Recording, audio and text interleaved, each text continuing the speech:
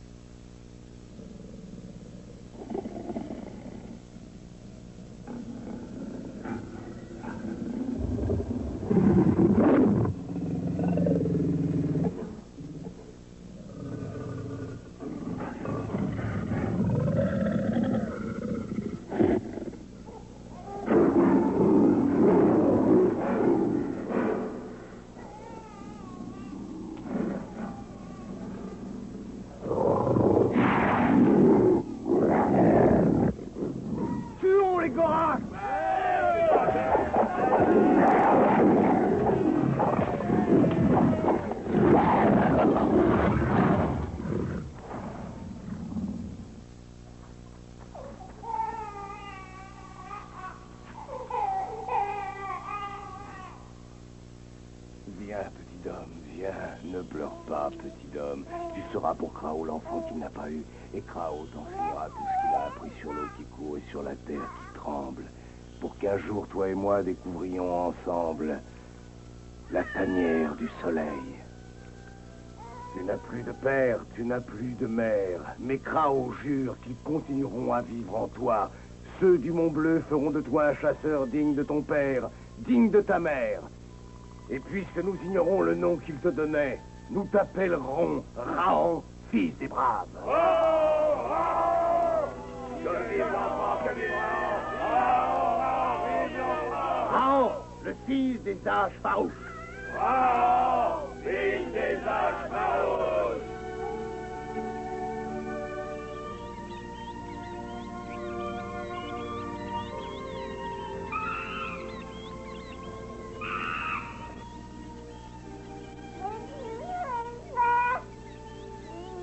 Allez, debout. Tu n'es pas un quatre mains. Allez, fils, debout. Tu peux marcher debout. Oh. Viens, Raon, viens. Viens voir Krao. Viens.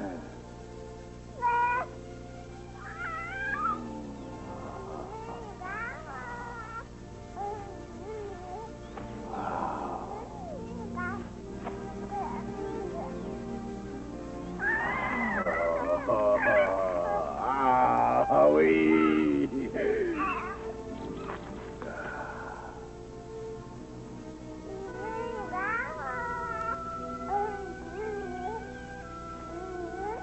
Et c'est ainsi qu'au pied du Mont Bleu, Raon vint ce jour-là grossir la horde de tous ceux qui marchent debout.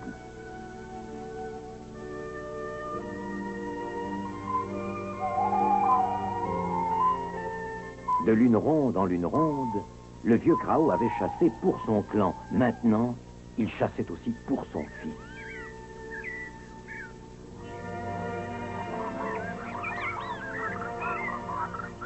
Raon grandissait parmi les enfants du Mont Bleu. Nul autre ne le distançait à la course.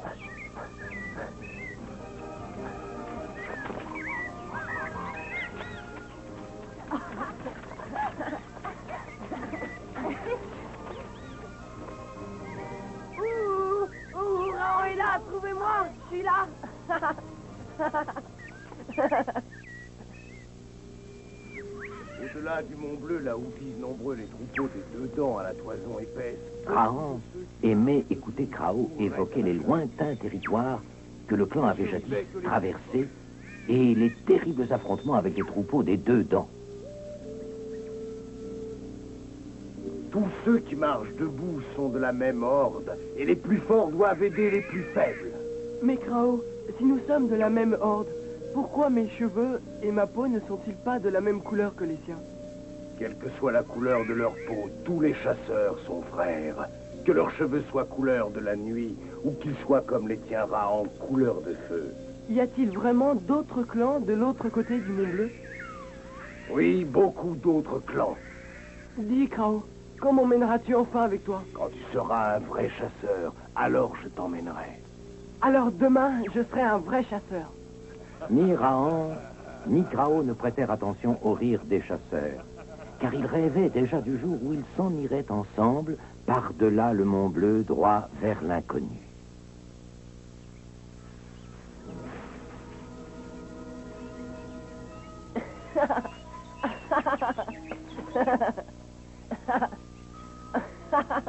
Eh, viens, Baloua. Viens, n'aie pas peur. Alors, toi aussi, tu apprends à marcher debout?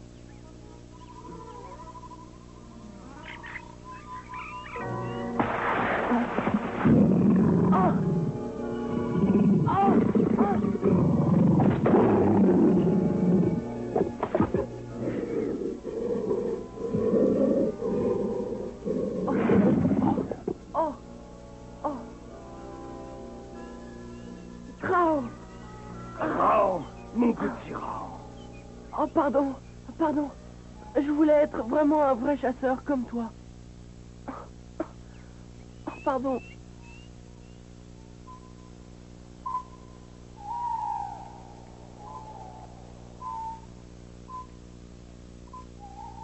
Krao sait que tu ne seras pas un chasseur comme les autres, Rahan. Tu seras le plus adroit, le plus rusé, le plus brave. Mais comment? Il faut du temps, beaucoup de temps. Savoir rester des jours à l'affût, aimer et comprendre les bêtes que tu chasses, les observer, devenir plus rusé qu'elles et surtout, ne jamais tuer leurs petits.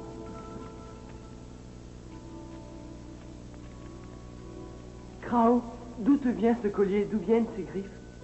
Ces griffes ont été léguées à Krao par son père, qui les tenait de son père.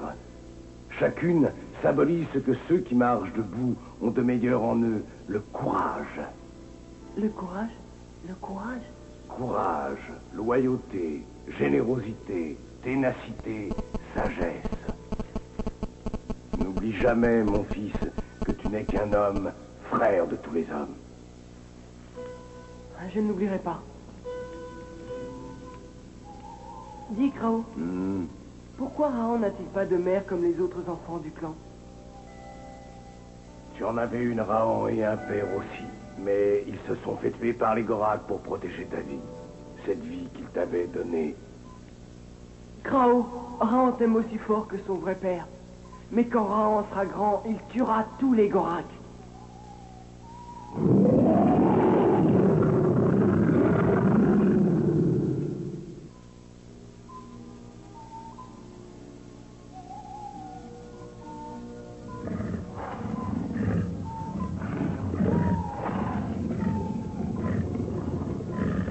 Ce soir-là, Rahan fut le premier à sentir leur présence aux abords du village. Le premier à les voir rôder. 4 chasseurs viendront avec Krao. Personne d'autre ne doit quitter le village.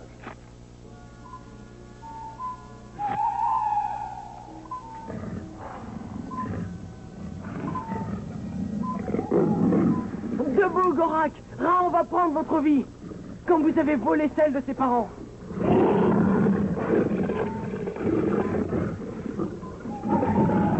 Une pour ma mère.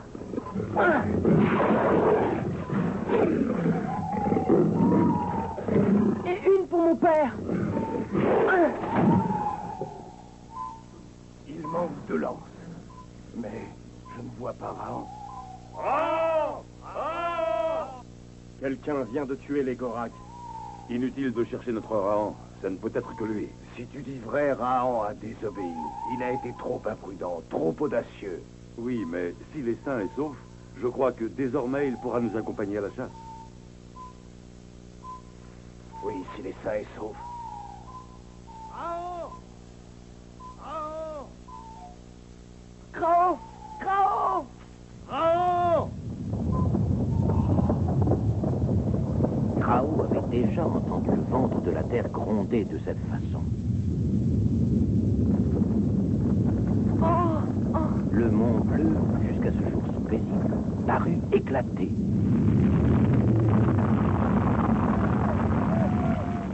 Krao! Krao!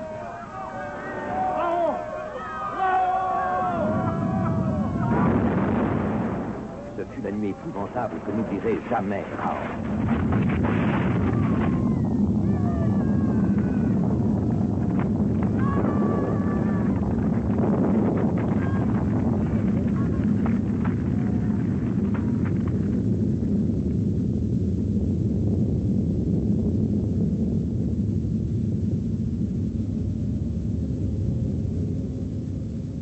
Quand la colère de la montagne maudite cessa, le village avait disparu. Krao! Krao!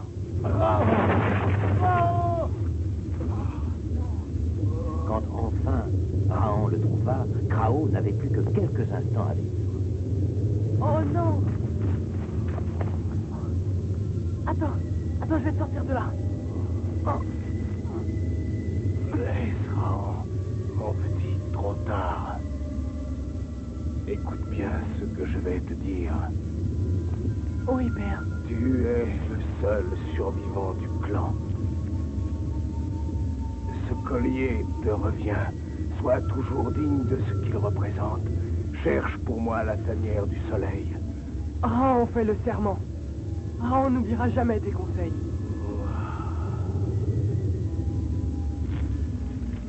Oh, père! Krao! Oh, Krao! Non! Non, Rahan ne veut pas que tu meurs! Rahan restera toujours le fils de Krao. Tu vivras toujours dans le cœur de Rahan.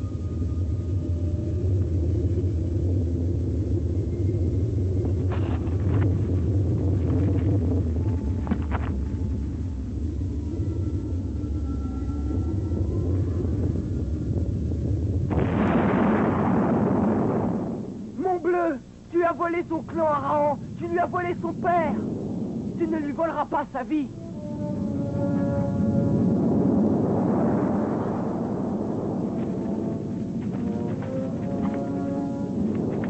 Pourquoi vont-ils tous dans la même direction? L'eau. Ils vont vers l'eau.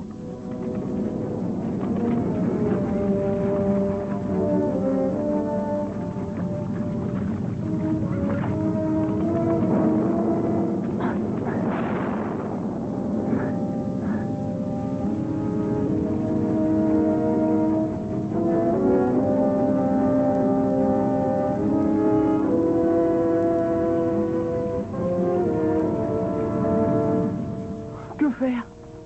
Rahan n'a pas appris à ramper sur l'eau. Petit Aïe Aïe, si tu peux sauter sur cet arbre, Rahan le peut aussi. Ah.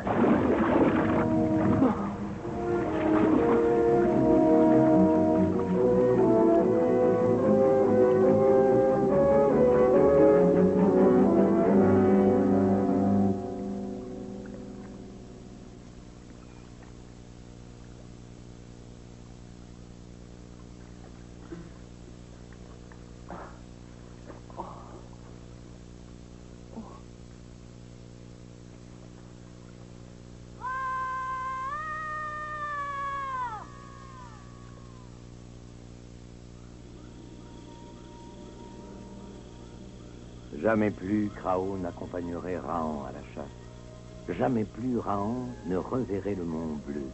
L'enfant était seul, tout seul, à l'aube de l'humanité, à l'aube de la terre, cet inconnu. Rahan était livré à lui-même.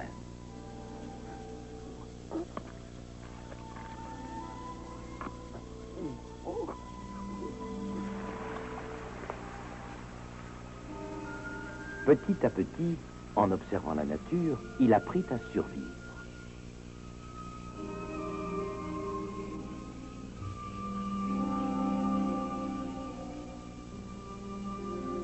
Soleil, quand je serai grand, je trouverai ta tanière. Je l'ai promis à Krao. Il faut d'abord que Raon apprenne à ramper sur l'eau. Oh, des lances.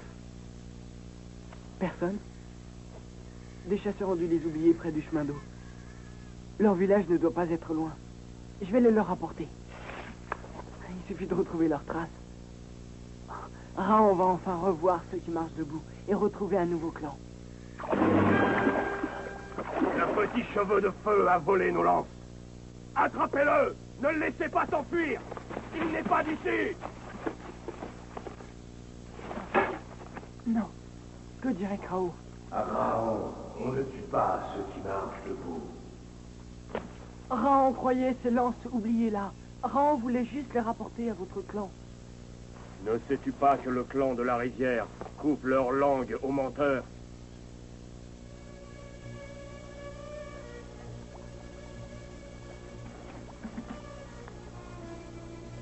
Ainsi, tu voulais voler nos lances. Non. Krao a appris à Raon à ne jamais voler. Vraiment? Oui. Si Raon avait vu ceux qui rampaient sur l'eau, il n'aurait jamais touché à leur lance. Tu mens.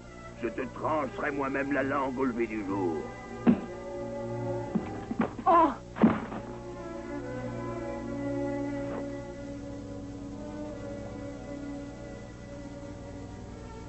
Même les pierres qui lancent des étoiles que Krao savait si bien tailler n'étaient pas aussi redoutables. Oh! Si Raon pouvait s'emparer de ce coutelas avant qu'il ne lui coupe la langue.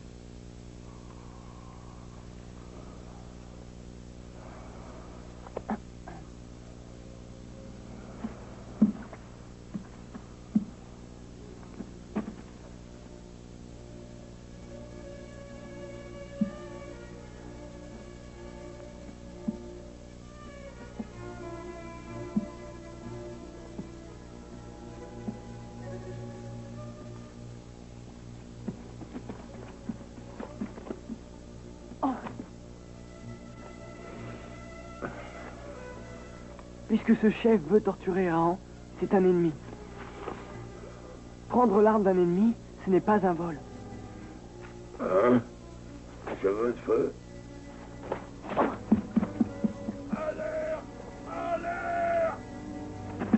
Attrapez-le! Et non, vite! Mais comment est-il pu tomber? Il est parti par ici! Non, vers la forêt, je crois.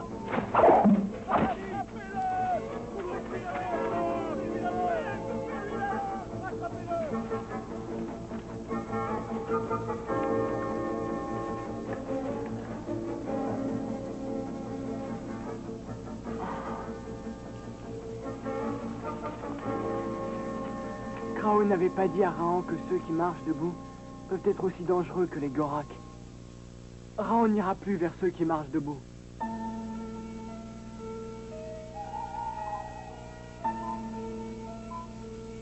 Pourquoi le jour? Pourquoi la nuit? Pourquoi le vent?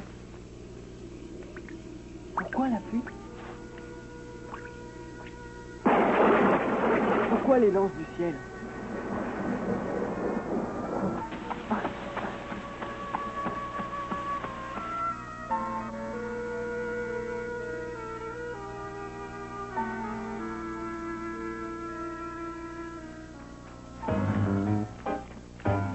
Et pour des lunes et des lunes, Raon tourna le dos à ceux qui marchent debout.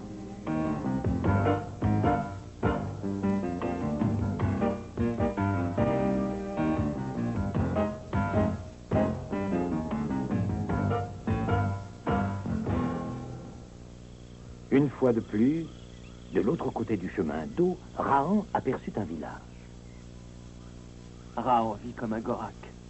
Depuis la mort de Krao, Raon n'a plus échangé une parole avec ceux qui marchent debout. Pourtant, Raon n'a pas oublié Krao. N'oublie jamais, mon fils. que tu n'es qu'un homme, frère de tous les hommes, pourquoi les fuir? Tu sais maintenant 1000 choses que tous ceux qui marchent debout ignorent encore, et tu ignores tout ce qu'ils savent. Qu'attends-tu, Raon? Va aux hommes, fils, va. Krao a raison. Raon ne craint plus ni les ténèbres, ni les bêtes de la forêt. Pourquoi craindrait-il ceux qui marchent debout? Kutla, tu m'as aidé à survivre dans la forêt, la nuit, la pluie, le vent. Montre-moi quel est de ces villages le plus accueillant.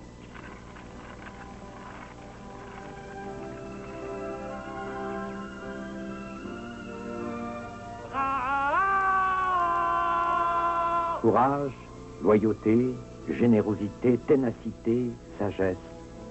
Ces mots sonnaient clairs aux oreilles de Raon.